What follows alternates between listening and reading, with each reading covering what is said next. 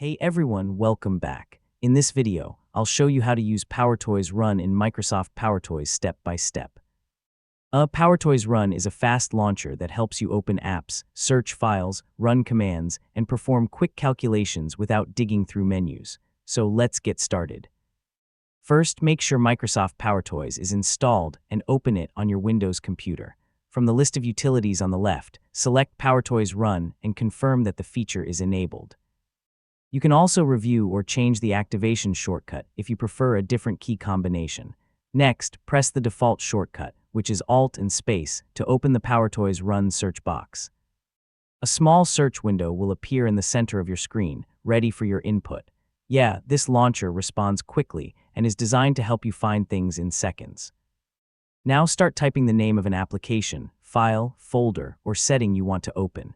As you type, PowerToys Run will display matching results instantly. Use the arrow keys to select the item you want, then press Enter to open it.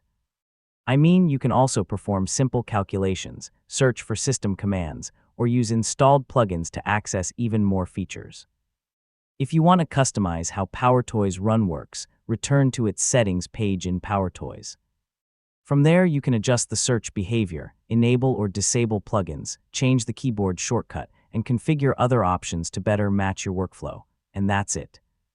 You now know how to use PowerToys Run to launch apps, search your computer, and work more efficiently on Windows.